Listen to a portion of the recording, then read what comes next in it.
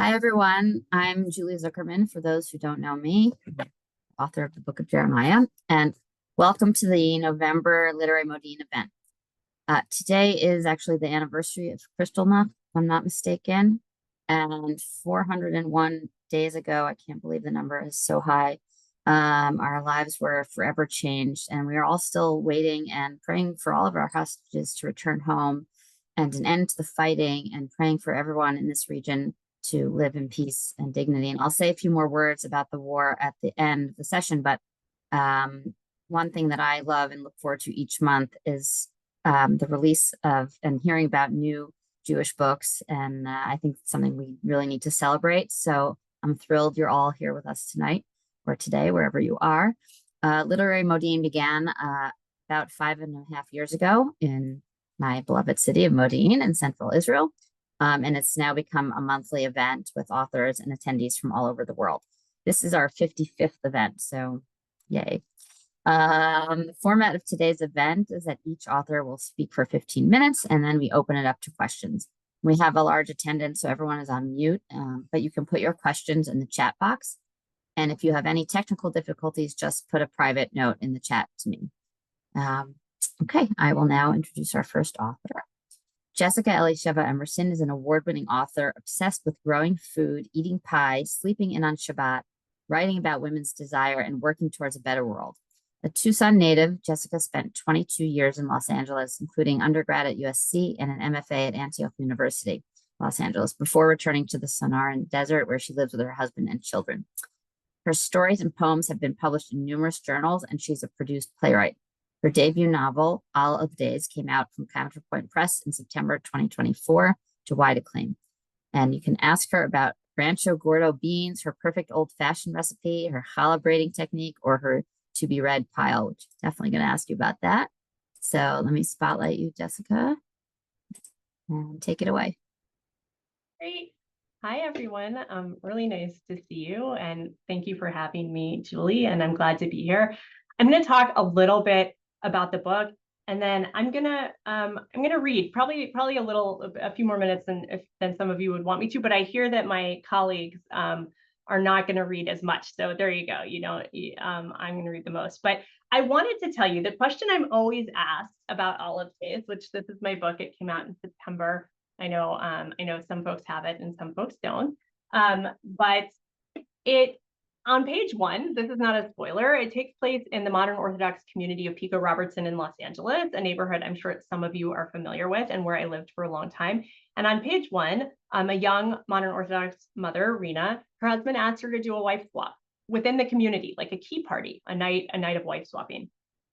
And she does it.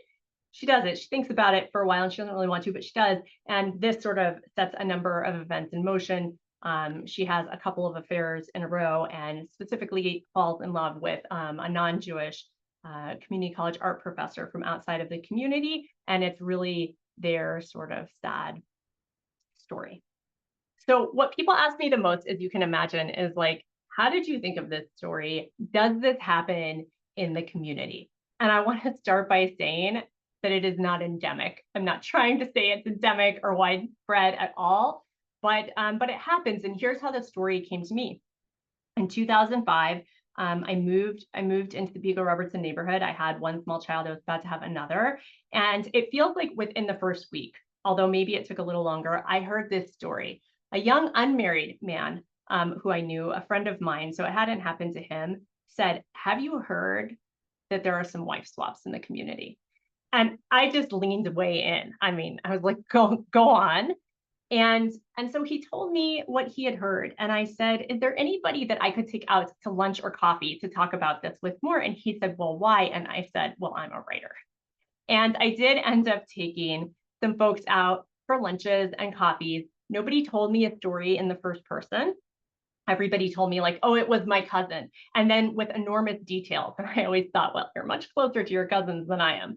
But it was clear that nobody wanted to speak about it in the first person. And I heard really mixed stories about it and some really interesting details. And some of them I had to fill in when I wrote my story.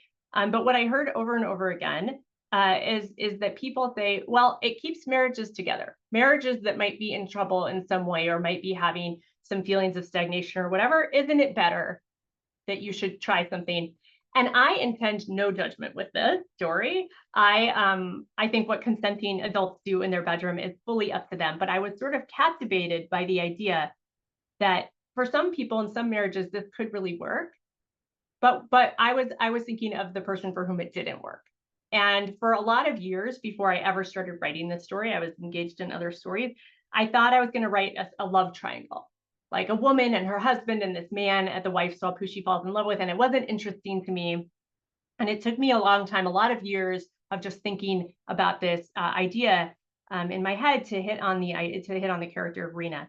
And finally, I found a story that I thought was interesting. And it's because it was a story not about lovers, but it's a story about identity, about a search for identity. And the man who ultimately Rena falls in love with is also on his own search for identity. And this is sort of what they have in common. So it took me a while to figure out the story that I actually wanted to write. And once I did, it came very easily to me. One of the things that was so beautiful for me in writing this story is that it was set in a neighborhood that I really, really love and am very familiar with, and I don't think has been written about a lot.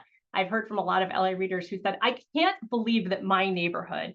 And then I hear from readers in other modern Orthodox communities who are like, I just can't believe my community was sort of written about in this way, because I don't really see that. I don't really see these kinds of neighborhoods in a lot of fiction. And so that's been gratifying to hear. I also wanted to talk about a little bit my process in writing this.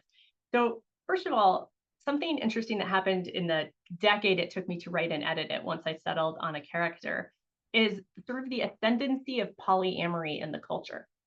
And when I started writing the story, I didn't know people who were engaged actively in thruples, raising children. I didn't know the word thruple, like three people, but like a couple, but with a third person. I maybe had friends who had gone to a swingers party, but the New York Times wasn't writing articles about polyamory. People weren't talking about open marriage the way it's talked about now. So it was an interesting journey for me to be writing this story at a time where this was becoming more and more part of sort of the zeitgeist. But what I really want to say before I read you a little bit from this book is that I was raising 2 and then 3 young children. I have 2 in college, and my 7-year-old Akiva is still a little guy. And for me, the process was very wonky. For a while, I was between marriages. I was divorced, and every other weekend I didn't have my little children, and it was at first very, very sad for me. And I would go up to this tiny seaside town in California. I would take an extremely cheap motel room. It's the kind of thing where this town was all ocean. That's all there is in this town. But the room that I could afford, you had to like crane your head around the corner and you could maybe see or pretend that you could see. And I would go there for 3 days, like a 3-day weekend, and I would write for 8 or 9 hours a day or edit. I would take a walk in the morning and a walk in the evening. I would eat peanut butter off a spoon and like mixed Diet Coke and red wine, and all I would do would be write in. It's disgusting, but that was my process. And I say that only because sometimes in these groups, there are people who like hearing about process. And I think it's important to raise up all different kinds of processes. I very much admire people who wake up early and write every day before their families. But what I learned in writing this book is that there's not just one way, particularly that a young parent can write, and you kind of have to find your own groove. The book I'm writing now, I'm writing pages every single night. I'm in a different life phase. It's going differently for me. But that is how I sort of immersed in this story. Is I wrote it in really big chunks, and oftentimes I would then, in between those trips, go places in Los Angeles where I set scenes and just walk. I'm sure there are other people on this call, whatever your creative or intellectual pursuit is, walking helps you. I would just walk and walk and walk, and I would craft whole scenes in my head and then come home and hope that I could sort of remember enough of what I had done. And the book I'm writing now is also set in LA, and I don't live there anymore. And so on recent trips, when I've been on book tours, I've made times to go to places to just walk and like sort of hear people's voices and be in the places that I know. And it's set in a very different sort of Jewish neighborhood, the book I'm writing now, and I needed to sort of reconnect with some of those places. So I'm going to read to you a little bit. Hopefully you guys will like it, and apologies to people who don't like reading. But this is on the 18th Shabbat after Rena feels like she was traded, even though she consented to it. And what I love about this group is I don't have to give you any other framework because you're going to understand everything else that's in this section. The 18th Shabbos. Like every Friday, she woke well before the family to do the dusting and wash the hard floors. Yoni always woke by 5, a leftover habit from nursing until he was nearly 3. Shosh liked to sleep later, but on Fridays, Rena woke her at 6, and together they made the challah dough. She sat Yoni on the counter, held him with one hand, and let him crack an egg and smash the yolk in his little hand, which she then promptly washed and sanitized. Rena loved to watch them together like that, Shosh up on a step stool and Yoni wobbling on the counter. Shosh broke the eggs one at a time into a small bowl used only for that purpose, checked for any spots of blood, then slid each clean egg into the large wooden mixing bowl, the only treasure Rena had claimed when her grandmother died. She handed them each a piece of dough. Yoni squished and poked his, but Shosh, not yet 5, slapped it down expertly and started folding it over itself. Preschool ended early on Fridays for Shabbos, and Rena always waited to braid and bake the chalot until Shosh got home. Weeks that she made large batches for company, most weeks, she let Shosh take the small piece of dough out for the burnt offering and place it carefully at the back of the toaster oven to smolder. While the loaves baked, she let them mash old bananas to make quick bread for Shabbos breakfast, let them eat more chocolate chips than they stirred into the batter, mopped the floors again after Shosh sprayed the pans with nonstick spray and inevitably missed. These were her favorite moments of Shabbos, her only true moments of peace, the moments before Shabbos even started and she had her children and their smiles all to herself. The rest was shrill and strenuous, from the frenzy to be ready in the moments before sunset, David rushing home in foul, the children bathed and dressed, being ready for company to arrive or ready to walk to someone's house, leaving time for men to daven at shul, being sure the food was done and tomorrow's lunch put up to warm overnight, carefully choosing which soda bottles to open so that you didn't break a commandment by twisting off a top that had been stamped in such a way that opening it would break letters apart in an act that could, who knew, be like writing, thus forbidden on Shabbos, to the spilled juice, piles of dishes and crumbs in every corner of the house that she just spent the day emptying so it could be filled again with the detritus of a day of rest. The sweeter Shabboses of her childhood had been a pretense, all intense fondness from her parents during the blessing of the children, the best food of the week, games, books, napping next to her grandfather on the old couch in the den. Oh, the unscheduled hours while the adults were at prayer, when her unfettered mind could burst free and full of electric colors and unnameable cracklings, like when she would press down hard on her eyelids, let them go, and then watch her nerves firing like it was a show.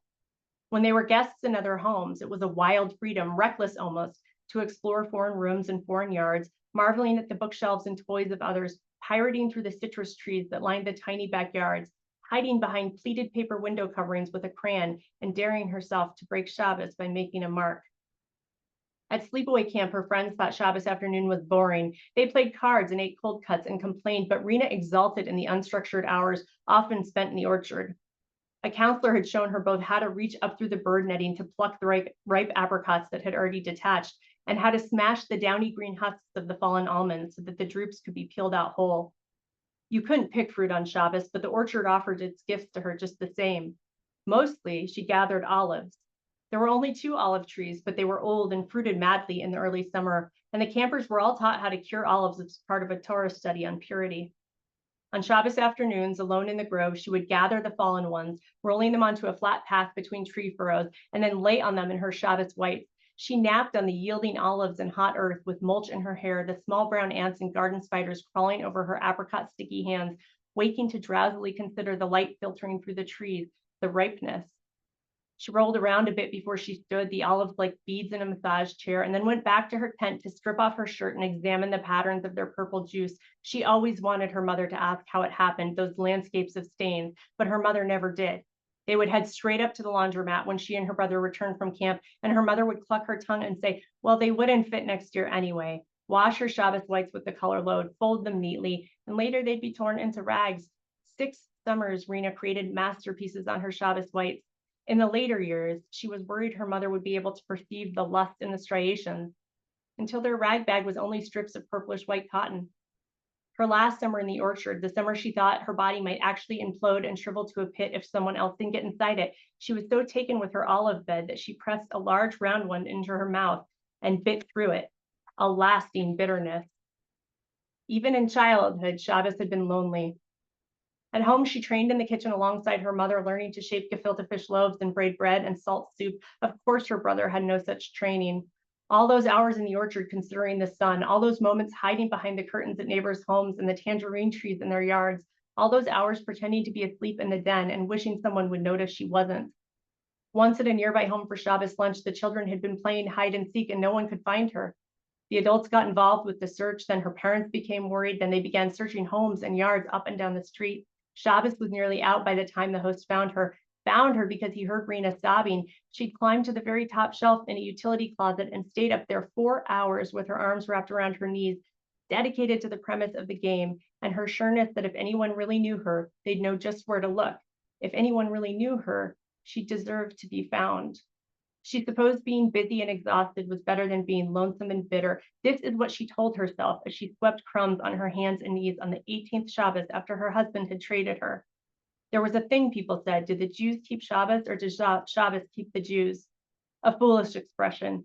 It was she who kept Shabbos, kept it for all the Jews, kept it despite the bait and switch that happened once she was in charge of keeping it. The wives kept Shabbos and the wives kept the Jews. The doughy tradable wives up to their elbows in cold gray sink basins, the waxed and stretched marked wives. In this way it was said, this way of keeping the Jews, women earned a holiness men could never possess. So instead, the men possessed the women themselves, kept them, let them like lumps smolder into ash.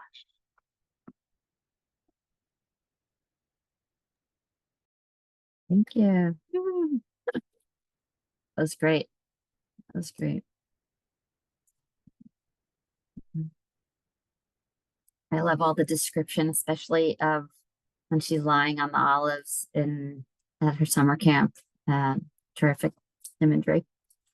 Okay, I'm sure everyone has a lot of questions. First of all, I'm glad you addressed that first question, is because that was going to be my question to you. How rampant is this? Okay, but we'll get to that more questions later. Okay, I'm going to introduce our next author.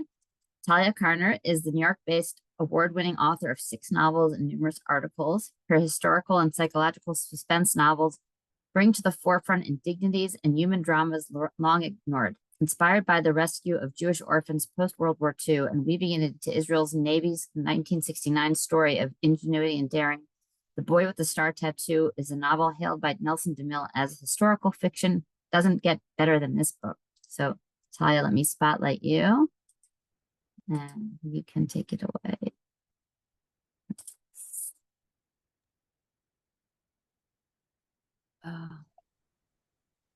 Yep, we can hear you. Yeah. You're, oh, no, now you're muted again. Hold on. 1 second. I might have to unmute you again. Try it again.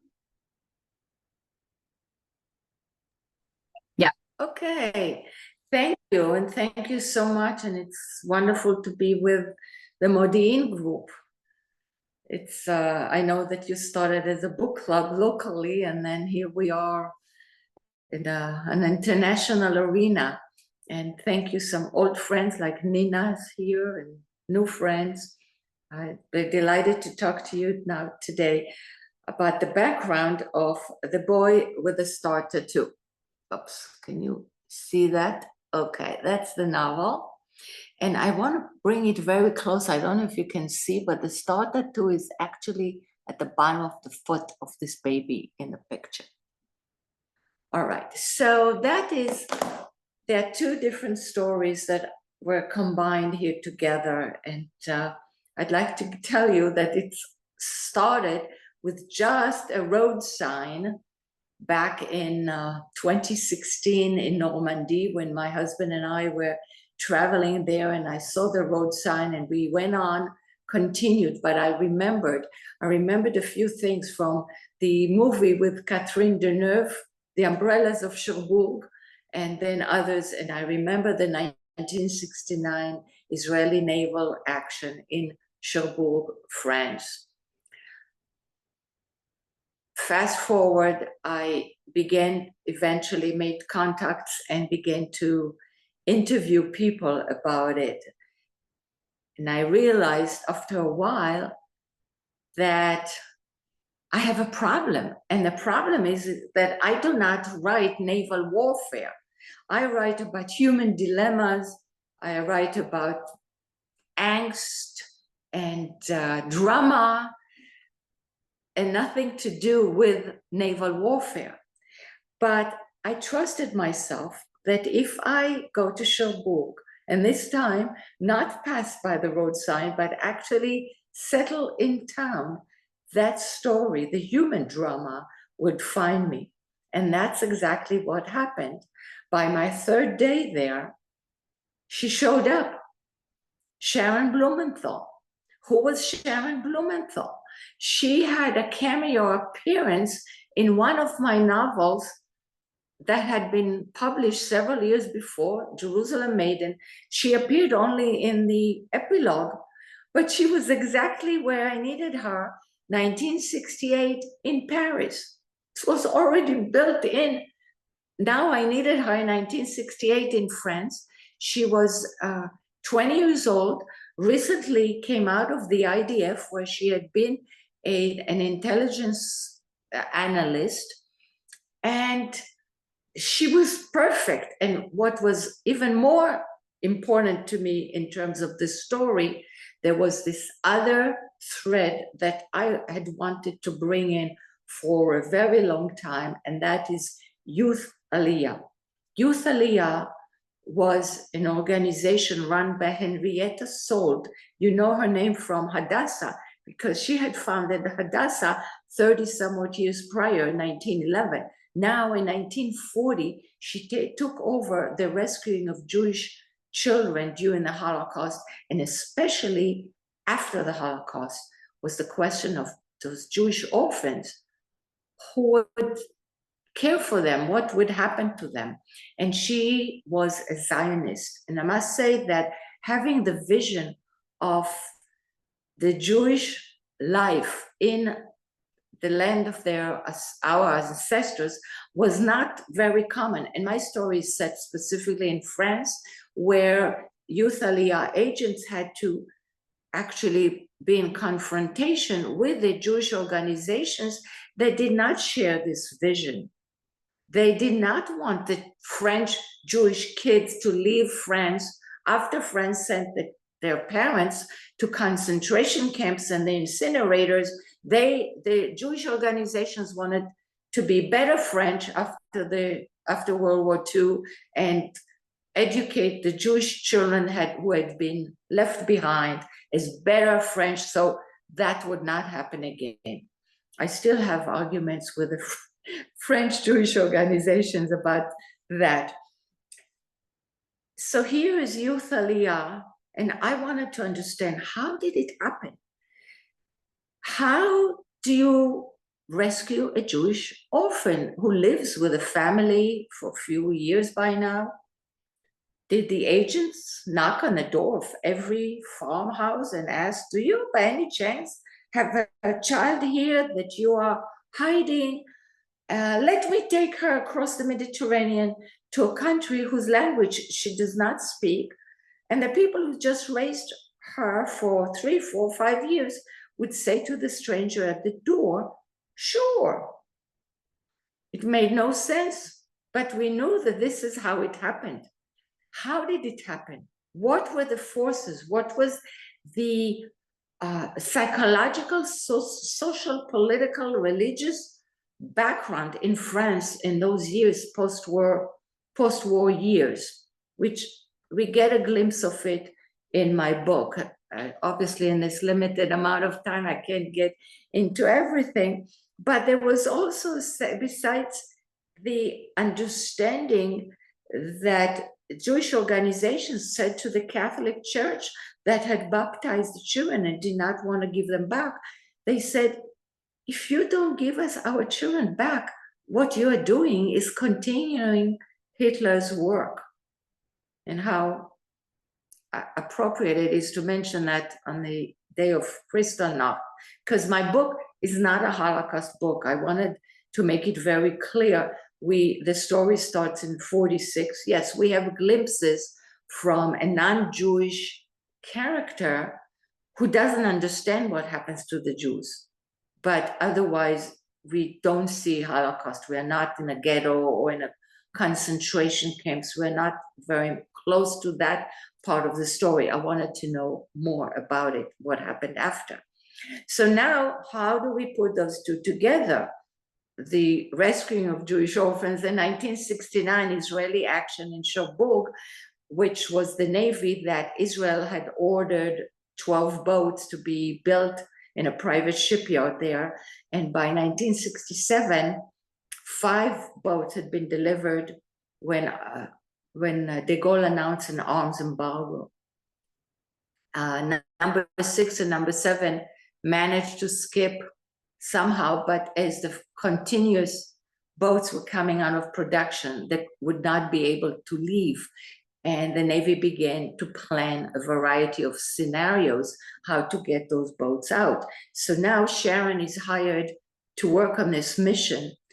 Her boss, the one who hires her, has a star tattoo at the bottom of his foot. She discovers one day on the beach, and she's obsessed with it. She wants to figure out, somebody knows something about this child. She knows he had been rescued as a little boy from a village in France. But what's the story? What happened to his parents?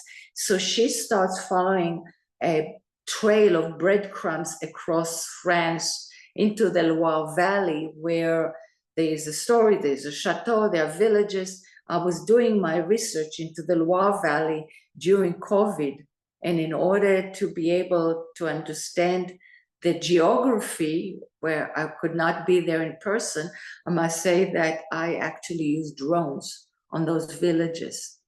And I got a cooperation of those villages. So I had to know, where's the church, where's the river, where's the plaza, the chateau. Every village has either a chateau or fortress, and sometimes they are high, sometimes they're on a plain, and the curve of the river, all of that physicality of the specific towns, villages. I picked actually 3 at the end, but they were very important for me to understand the geography of character moving in that area. And of course, the Chateau de Valençay, which had a very specific story that could not be duplicated in another chateau because of some situations, the Duchess, that I discovered the real history of this chateau that the current day administrators did not know about. And I put them together with my sources so they could learn about it. But all of this put together is the boy with a star tattoo is that journey of discovering what happened to him and putting that against the backdrop of Israel in the 1960s, where the whole entire story is 2 Israeli stories set in France, but the mentality of being devoted to the country's security, what it meant when the countries around Israel, which we all know about what's going on with them, they were being armed by Russia. And they were getting ready for another round after having lost 1967. So they were getting ready for another round when the French announced this arms embargo. And the situation in Israel was as tenuous as could be. I mean, we've seen it since, unfortunately, it's in this past year. The last part of the book actually has, the book is divided into 3 uneven parts. The last is called Belonging. You have to understand, I finished the book back in 2023, early. It was with my publisher, but I asked to take a sabbatical and only release it in 24. Little did I know how appropriate it would be, especially with a sense of belonging, because we rediscovered how the Jewish identity that sometimes gets lost. And I wanted to bring in the book, what does it mean to be Jewish? Because it's a question that comes up from the non-Jewish characters. It comes up from the Israelis. And that's a question as an Israeli myself, or former Israeli, an American writer with an Israeli accent. I've been asked very often, how can you be Jewish if you don't observe kosher? Well, kosher, I grew up in Tel Aviv and Rothschild Boulevard, which Julie, you know where that is. And my parents played canasta on Yom Kippur. We were as secular as could be, but my mother had been a Haganah commander way before I was born. So being Jewish is very, very strong, but being an Israeli Jewish as a secular Jew is very different, and it doesn't negate, actually, we have the Jewish, I mean, there's nothing else, that's our identity. So the question of what does it mean to be Jewish comes up in different areas. And now the belonging that we all, since October 7th, we discovered, for many people who have been distanced from this identity, that we all belong to that same very tribe. Thank you. I don't know if I filled my 15 minutes or more. Less. You did less. Okay. Thank you so much, Talia. I think you're the first person. We'll answer more when we get to the question and answer. Okay, hold on. I think you're the first person I've heard that used drones in her writing process. So. With what? I'm sorry. Didn't you say you used drones? Yes, drones. Yes, it was. I think you're the I first eventually, one. in October 21, I managed to get there and check on the ground. And actually, one of those villages did not work well. And I had to drive around and find another. But yes, that was part of the research. And it didn't cost me anything because I made contacts with local tour guides and historians, and then they made the arrangements for me with the local villages. That's amazing. That's cool. Yeah. I'm gonna have to have to try that because I'm also doing research on a historical novel that takes place in France. Okay, let me introduce our third author for the evening. Sarah Seltzer is the executive editor of Lilith magazine and a widely published journalist. Her debut novel, folk rock family saga, The Singer Sisters, arrived on the shelves this summer and was a USA Today bestseller. Adele Waldman called The Singer Sisters superb. Elisa Albert said it was expertly imagined, and Elizabeth Graver was sad to reach the final page. So I will spotlight Sarah, and she can take it away.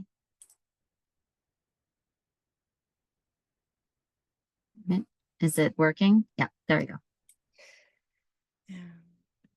Great. Thank you so much for having me. It was wonderful to hear Jessica, who I've been in communication with all year as my fellow debut novelist, and Talia, and hear about your books. So yeah, I'm going to talk about my book and then do a very short reading. So my book is called The Singer Sisters.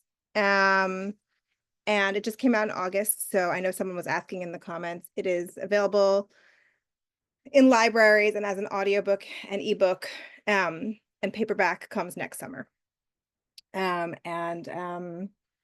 I mean, I can't see everyone, but you know, by a show of hands, who here is a fan of like 1960s folk music, like Bob Dylan and Leonard Cohen and Joan Baez?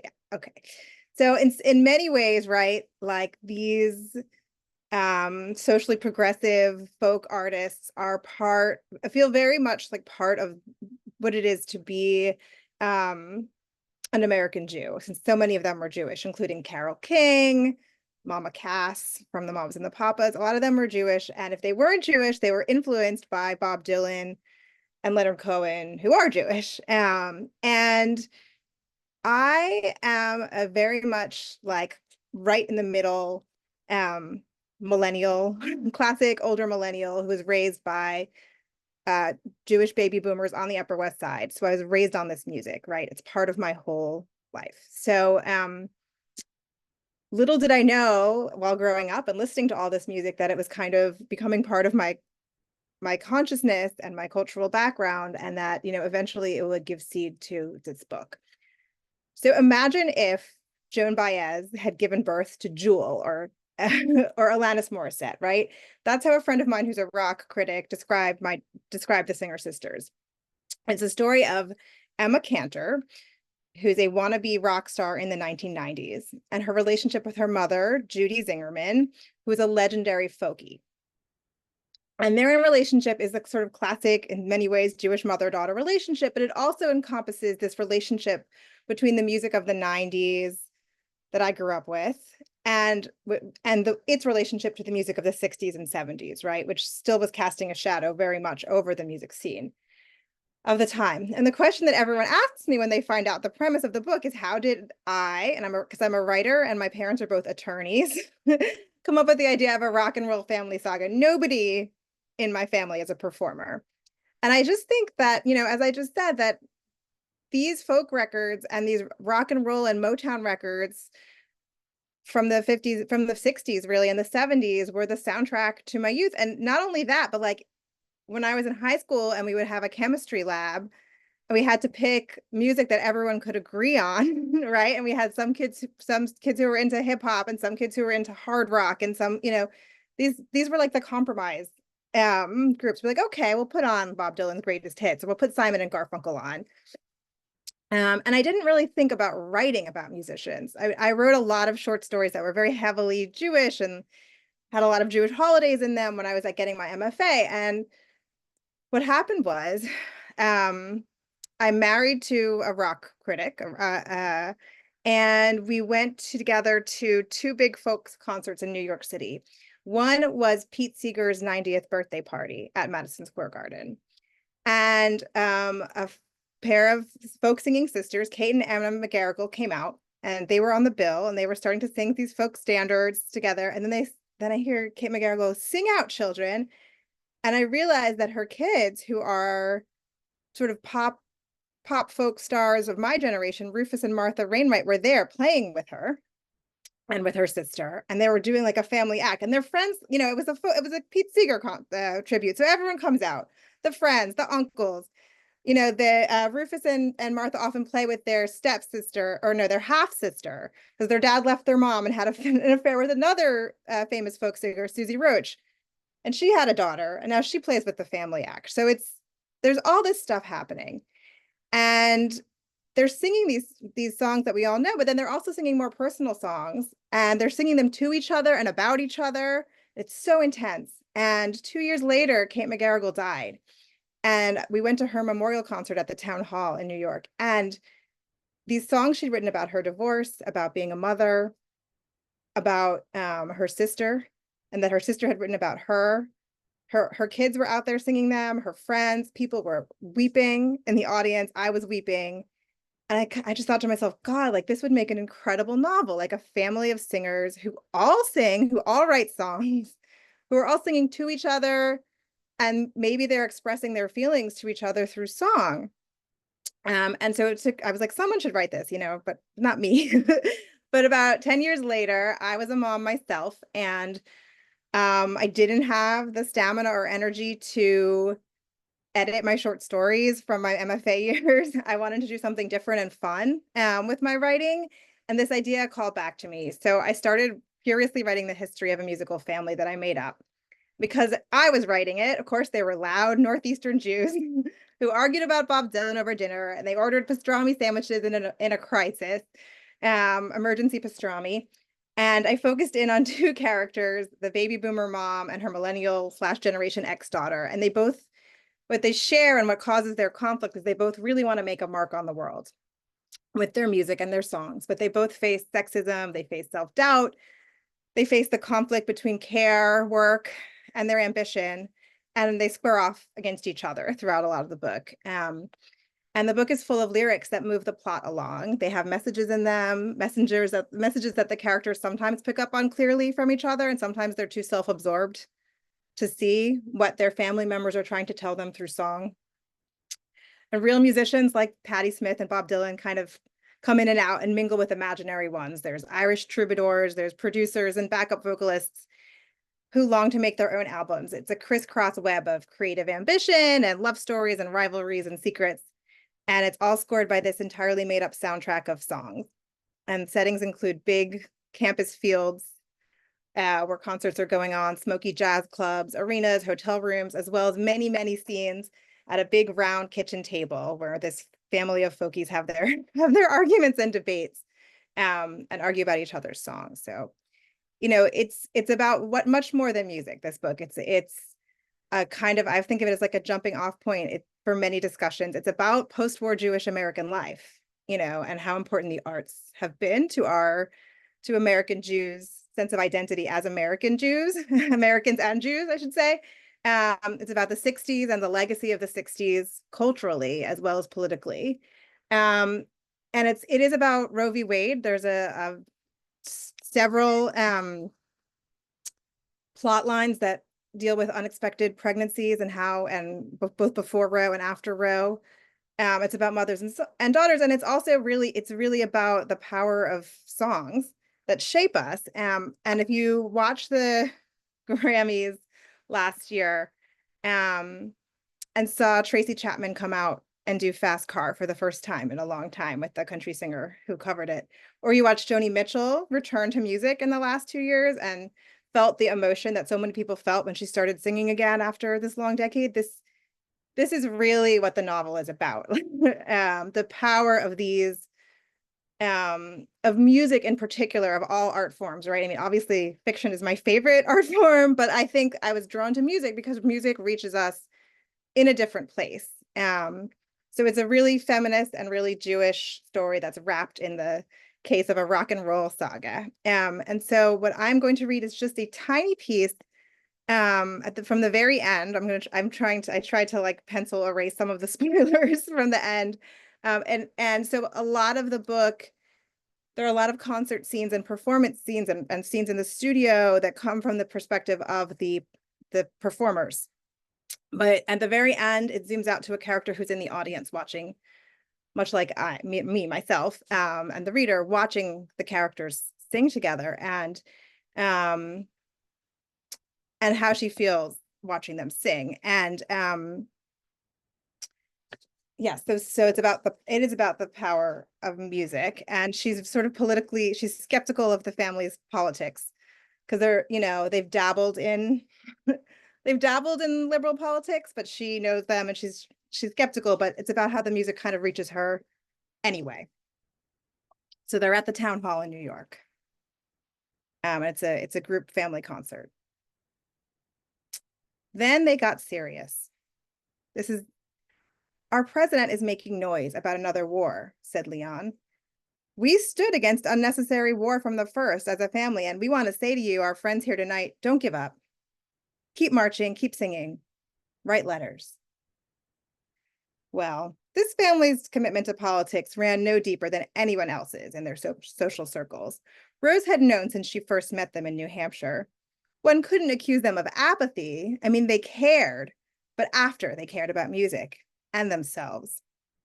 Still, Angela and Sylvia stepped to the front row and, holding hands, began a rendition of Down by the Riverside.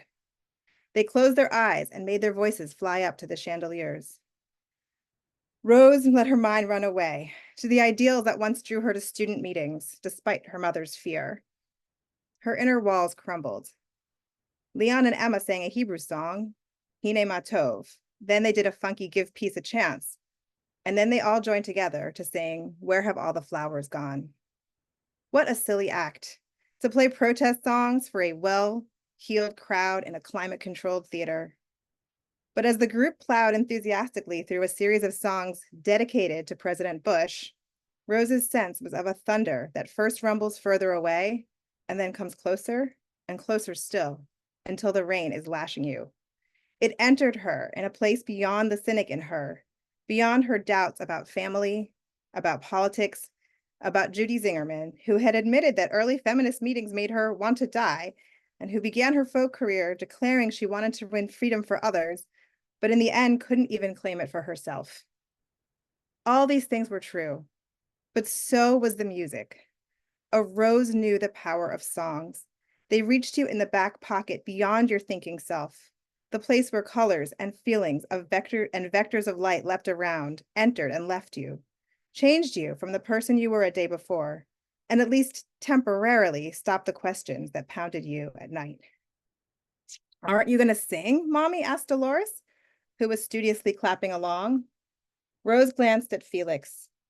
Felix, whom she'd met after all at a No Nukes rally, and she lifted her own voice. When will they ever learn? When will they ever learn?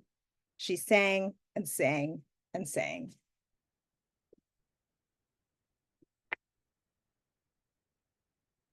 Thank you. Thank you, Sarah. Okay, while you guys are putting your questions in the chat box, I'm going to add back the spotlights of all the authors.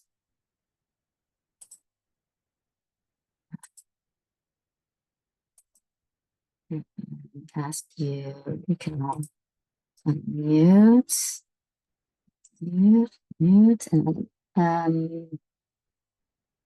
I had something I wanted to say about what you were just talking about, and now it escapes me. Should have written it down. But I know about the music, the power of music. Yeah, I think everyone probably feels that. I know for me in the last year, it's been really important. Some sad songs that have come out, and also to remember like the happy song. I have this happy Israeli playlist that I listen to all the time. So yeah, I totally hear what you're saying. But one thing that struck me as you were talking, Sarah, and it's a question for all three of you now. You said something about wanting to have fun that would be in the writing. And I imagine that writing this book for you was more fun than editing your MFA short stories. But possibly writing the soundtrack that you have to write a soundtrack to go along with the book. The lyrics. The lyrics. I didn't write the music. Right, some lyrics to go along. So my question though for all three of you is like, what was the most fun you had in your writing process for each of your books? Who wants to start? Well, I can tell you that 5 trips to France is the most fun you can imagine in the research of this book. I never traveled so much, and I must admit that 3 were necessary and 2 were just a fun part. One of them was I was chasing down a writer, a journalist who had covered the events of 1969 in Cherbourg. He was the local journalist. Well, obviously, I discovered that he was still alive because I saw an interview that had taken place 4 years prior to the time I was researching. So I knew that at least 4 years prior, he had been alive and coherent. But eventually, it took me a year and a half to find him. We got on the phone. We had such fantastic 2 conversations going on. And I changed as I was on the phone second time with him in a hotel room with my husband. We were traveling. I put him on a speakerphone and I changed to English. I spoke French with him because I knew that René Moirand had been educated in Oxford. So now my husband heard the conversation. He says to me, "Tell him you're coming to visit him next spring." So I said that. I couldn't imagine my husband would want me to travel again, and we did. And he invited us for a weekend in his house at the French Alps. So so those were, and I learned a lot from that visit. But I must say, I could have done it through just interviews without having to fly to the French Alps. Okay, that sounds like a fun, definitely a fun part of the writing. So my story was really challenging to write, but there were some parts that were fun for me. My character cooks a lot. There's a lot of food, and my character experienced it as drudgery and not as a creative outlet. But I experience cooking. I cook 6 or 7 nights a week for my family as a creative outlet, very much. And so when I was thinking about what she might be making, or when she's entertaining people every night of Sukkot for 8 days, like what is she fixing, and what is she fixing in advance, and what does she make fresh? Then I was cooking some of those meals in the home for my family, and some of them were things I'd made a million times, and some of them were things that I sort of put in the book, and then thought, well, this tastes good. I don't often cook from recipes, so I would just sort of invent something. So that was kind of fun. And then the other thing is women's desire, and what we didn't talk about when I started was my book is solidly literary fiction, and there's a lot of sex in the book. And like, to give you a graphic sense, one time my husband overheard me in a conversation with somebody about the book, and I said, my husband says there are too many boners, and he interrupted and he said, excuse me, I did not say too many, I just said there are a lot. And I really like writing about women's desire, and some of the sex scenes in my book are revolting. When my publisher called to make the offer to buy it, he said, boy, after that first chapter, I like wanted to have a cigarette and also barf, and like I don't know in what order. So not all of the sex scenes were fun or sexy to write, but I like to write about women's desire and women having a sense of agency and writing from a woman's perspective. And so sometimes they are kind of fun to write, and they're fun to workshop with friends. They're fun to read with my husband. And it's very important for me that women's desire, I think we're very, very underrepresented in the span of literary history. Although a lot of great women, particularly in the last few decades, writing a lot of great stuff, it would take forever. We could publish, right, 1 million books about women's desire, and we wouldn't catch up to the way men's desire is portrayed. And so even though I think it's like important, and for me it's like a little bit issue-y, it's also sort of fun to write. Sarah? Yeah, I mean, for me, definitely just sort of the like imagining of an alternative, like an alternate musical history that I kind of like was able to sort of slide in amongst the real history of music. So not just making the made up songs, but also like, were they like, a lot of what I did at the very beginning in the drafting phase was like, well, where did this song chart? And like, how well did this album do? And like, who was it influenced by? And kind of just, like creating an imaginary canon almost, not just of my main characters, but some of the side characters too, and how their music influenced each other. So that was pure play. It was really, really fun. Yeah. Right. Okay, I see there's a few questions in the chat. First, Ellen wrote this earlier in the thing, but she always liked to have authors come and speak to her book group in Phoenix, well, on Zoom. So Jessica, you're not that far from Phoenix. I will drive to you, Ellen.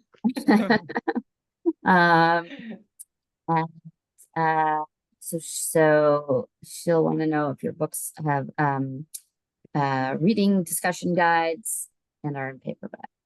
And you guys can answer her in the chat. Yeah. If you'd like.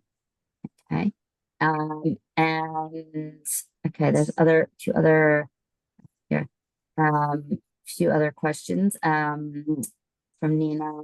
Talia, she's asking, how did the character of Sharon change in the books in ways that surprised you? I try not. Talia, I think I couldn't hear that. Can you repeat? I'm not sure if seems like your connection is going in and out.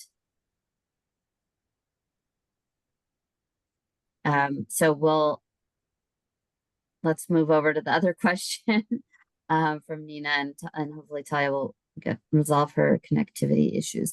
For Sarah, what was the most challenging part of writing the story for you? Since the music part was so wonderful, I'm sure there were not so much easy parts. Yeah, the structure was very challenging for me. So my novel, it's non-chronological. It starts in the 90s, and the first section of the novel is a back and forth between the 60s and the 90s, and like they're supposed to sort of thematically build on each other until they reach a point where the characters have a huge fight. And then it goes back to the 70s and kind of goes up through time. So balancing, having never, well, I had a novel in a drawer, but having never successfully written a novel before, like the bigger questions of structure and time, managing time were both really challenging and also really interesting, and absorbing. And it really took the majority of revision. I used actually I was very flattered to hear this. I recently talked to someone who is a folk singer with her sister, and she said she's writing a novel, and she said she's studying my structure because it ended up being kind of complicated. And I used a tool that some of you might know called Scrivener. Maybe my fellow authors know that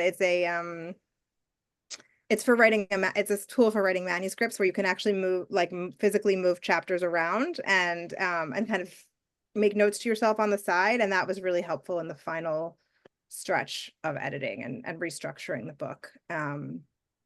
So that part was challenging because it covers a lot of time too. I have to get Do that. I have a better connection now? Yes. Can you hear me now? Yes. Yes. Okay. Do you hear the Hit question? some other device. Yes. So Nina, I just to answer your question regarding Sharon, is that I try not to give spoilers with the assumption that some people here are going to read the book. So I would say that what surprised me is I like Jessica that likes to write sex. I am a very prissy and I don't write sex.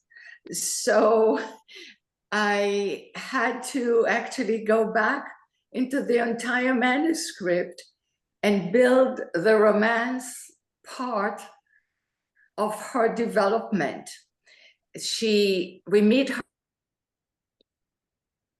Oh no. Oh, poor Talia. Wait, Talia. We lost you a little bit.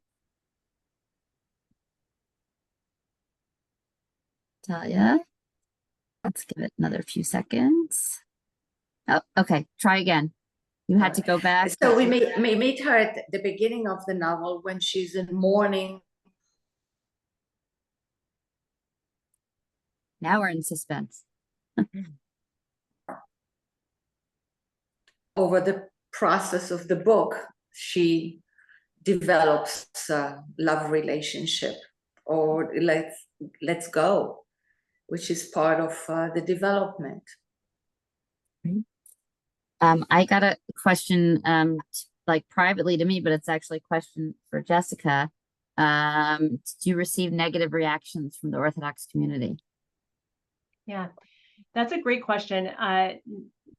Like yes and no. I expected more pushback than I got. The only places we've seen pushback, it's not a good practice for me to be on Goodreads and Amazon reviews all the time, but my husband goes in and reads it for me and lets me know. And he has flagged a couple for me that seem like they're coming from folks in the modern Orthodox community that are negative. But personally, I haven't out in the community. In fact, when I went to Pico Robertson to debut the book, I got a lot of love. The guy in the liquor stuff, Slivovitz factors into my book. And so I was able to serve Slivovitz at the indie bookstore where we did the big launch. And I went to buy it from this kosher bottle shop. And I walked in and it was the day the book came out. And I walk in and the guy asked, like, who wants 2 bottles of Slivovitz? I didn't go in to talk to my book. And I sort of tell him, he goes, oh, wait, I know all about you and your book. And I said, oh, that's very kind. I don't think so. It came out today. He was like, no, the review in the Jewish Journal. My wife and I read it out loud. And then he took a selfie and then he was, and so I got a lot of love in the neighborhood. What I have gotten, and also, by the way, let me take one step back and say, I assume that people have way better things to think about, especially in the modern Orthodox community, than being mad at like some author who put a book out, right? They have like rich and active lives and better things to do. I have received quite a lot. I'm up to over a dozen people I didn't know in the past. So people who aren't my friends sending me feedback, reach out, women, and say like, thank you so much for different parts. This is my community. And I never thought I would see some of these feelings represented. So some of those have been literally about wife swapping or spouse trading. A lot of them have been about like the frenzy that my character experiences a lot in preparing for holidays and running the family. And some of them have just been like, I come from this community and I like to have sex and nobody has ever said or written. And I'm not saying nobody ever has said or written. I'm saying these people experienced my book as the first time they came across it. And so that's been really lovely, where I expected pushback. I didn't really get. And my reviews in Jewish publications have been across the board stellar from a diverse group of reviewers. So that has also been a relief. But part of me is still like, oh, someday it's going to happen. Someday I'm going to get more pushback. But so far, it's really been lovely. Yes. Okay. That's Havdil, I guess, Talia, from your experience a little bit on Goodreads. Do you want to tell people? I mean, I'm familiar with what happened. Okay. Do you want to talk? I hope you can hear me. I'm in Atlanta. Tomorrow I have a JCC event, so I'm not in my regular home with control over the internet as much as I have at home. Yes, my novel was scheduled, my publisher is HarperCollins, for January 30th. But 6 weeks prior, on December 17th, a TikTok influencer from the UK posted 2 videos calling to not just boycott me, but to make sure that HarperCollins deplatforms this Jewish author. And they, in one of those 2 videos, she pointed to my website where my bio appears. And she says, you see, she served in the IDF. And that day, I was not aware of anything for 2 weeks until the last weekend in December. But that day, I'm also was relatively new to Instagram. I didn't notice that hundreds of negative posting on my messages. And then they went on Goodreads. For those on the audience here, or the listeners, unlike Amazon that only allows book reviews once the book is out, and also from verified customers. They know your credit card number, you know the name, your address. Goodreads allows anybody from the time the book has an ISBN, they allow anybody to do whatever. And my book got an incredible shower of 1-star review rate. Couldn't possibly have read the book because it was not out yet for 6 more weeks. And the reviews were words like genocidal leader and all kind of horrible things about me. Goodreads has refused since. It did remove genocidal cheerleader, but it will not remove anything and say this is Zionist propaganda and so on, even though they have a policy against harassment. And mine can be proven with December 17th, with the 2 videos and the shower of 1-star ratings, which were going to tank the book before it came out. In the meanwhile, all of this is raging. Again, I was unaware. Hundreds of people on Instagram were aware of it, threw in so many 5 stars that the book averaged above 4. All of this is happening December 17th and maybe 18th. And I didn't discover it until December 30th. Yeah, crazy. Save the book. Thank you, all of them. Meanwhile, have Goodreads use their own policy against harassment. And the Jewish Book Council is behind me. I mean, everybody's behind me, but it's not helping the fact that those negative reviews, some would write like, oh, it needs to be edited, it's really bad, which is a legitimate review, except that it was on December 17th. You could not have gotten hold of a book. So all of this continues, not as intensely. And because the book was so much about Israel, I only scheduled my book tour for the Jewish market. Unlike some of my other, this is my 6th novel. I have a market, I'm known in some, like my last book dealt with sex trafficking. So I have a very large following outside the Jewish market. But here, my entire book tour was going to be in the Jewish market because I couldn't even begin to explain Israel to outsiders.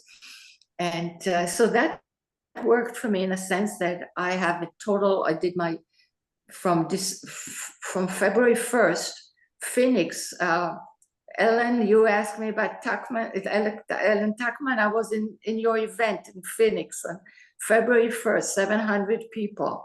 We opened, that was my book launch. And until the end of June, I had already 50 in-person events. And now I'm starting this next round. So I feel good and I feel blessed. Thank you all. Okay, we're almost out of time. And I'll just ask one last question for all three of the authors. Since you say it in your bio, Jessica asked me about my to be read pile. So what are you all reading now, or what's coming up in your to be read pile? Because we always need some good book recommendations. So I am writing a first draft right now. So I read a bit more lightly when I'm writing a first draft, because otherwise, you know, I'm just trying to imitate the people, the beautiful writers that I'm reading. But right now I'm reading a really stunning book that has been very helpful to me in the week post-election by Kent Harif. I don't know if any of you know the Kent Harif books. They're set in a little fictional town in Colorado, and they're extremely beautiful. And so Plain Song is maybe the most famous, but I'm reading one called Benediction that is bringing me not peace, but it's been sort of a salve. I also am reading very slowly Tommy Orange's Wandering Stars. I think Tommy Orange is brilliant. He's an Indigenous writer in America, and so I'm working my way through that. And then I'm sort of like embarrassed to say, but also always like talking about Lauren Groff, that I haven't read The Vaster Wilds yet, but Lauren Groff's Matrix was one of my top books of the last decade. And so I think Vaster Wilds has been out almost a year now, and it's just sitting and looking at me every day. But those are a few books that I'm interacting with right now. Great. Sarah, what about you? Sure. I just finished The Great Believers, which obviously was a really big book a few years ago by Rebecca Makkai. It's about the AIDS crisis in the 80s. And it turns out, I mean, I finished it before the election, but it turns out that it's another good book about surviving almost apocalyptically hard time. I mean, many of the characters in the book die of AIDS, you know. It's the early days before there's any treatment.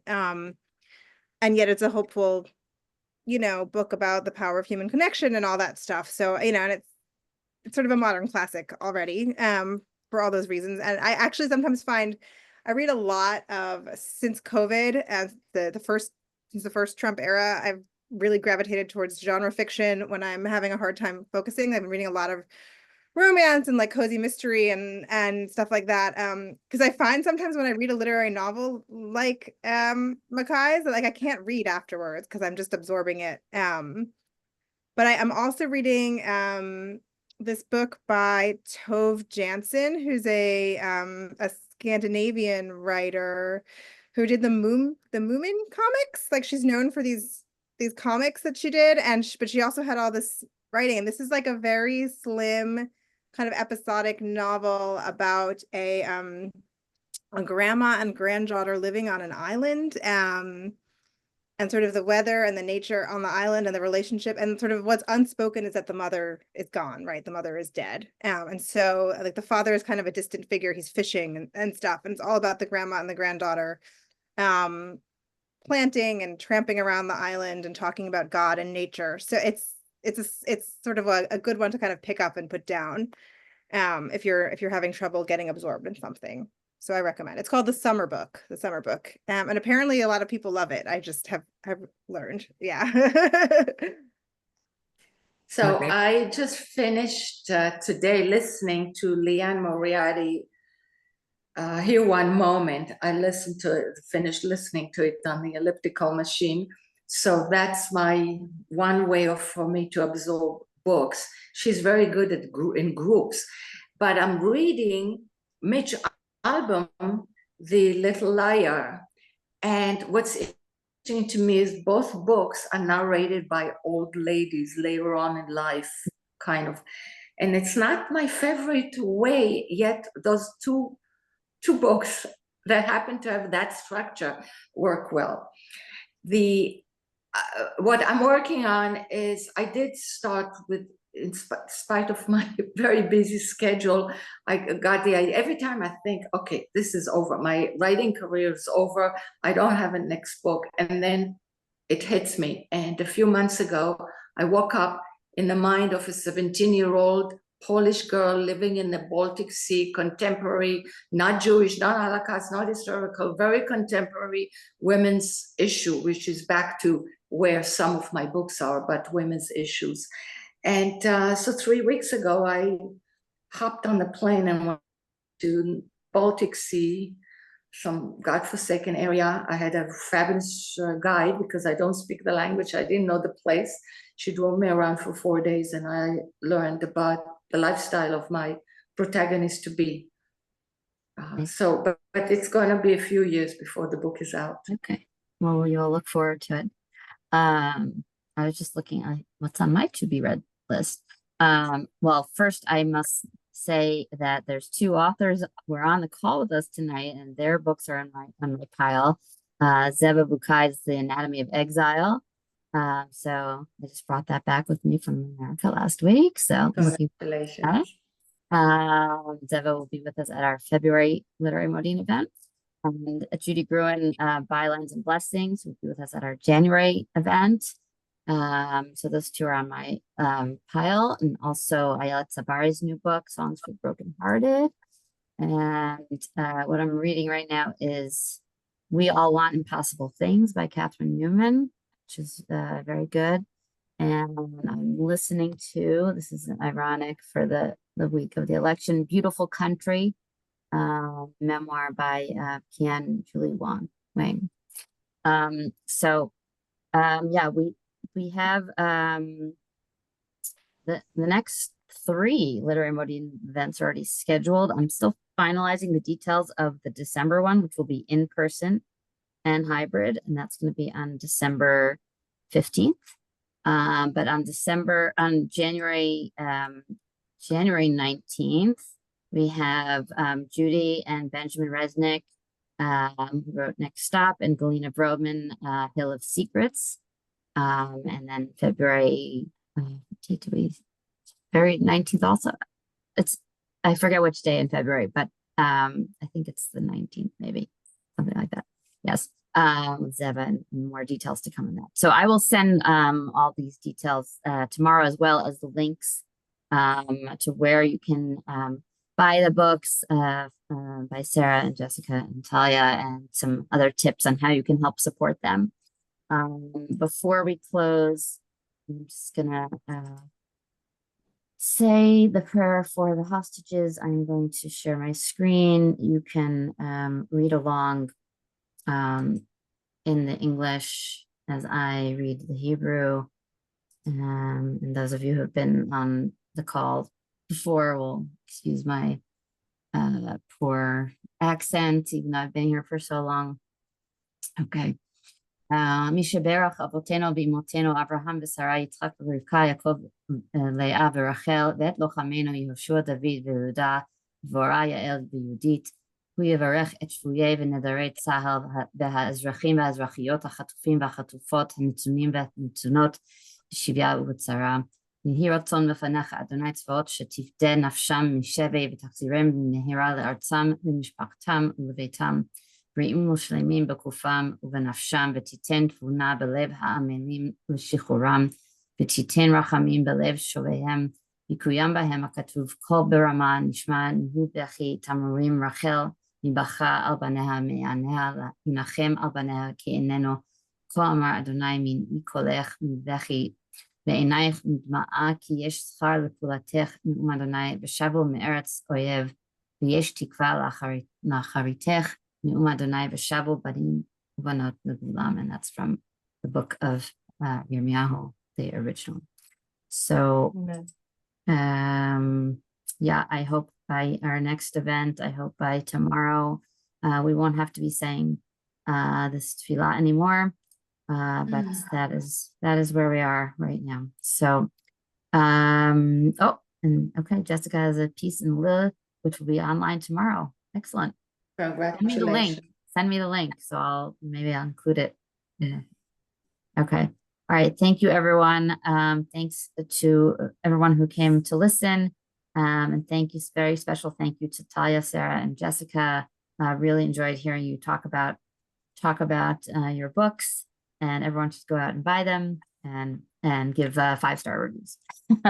On Goodreads. Thank you, Julie. Thank you for having us, and thanks to everybody Yes, who came thank today. you. Shavua tov. Thank you, everybody. Thank you, All right. everybody. Shavuot tov, B'sorot tovot.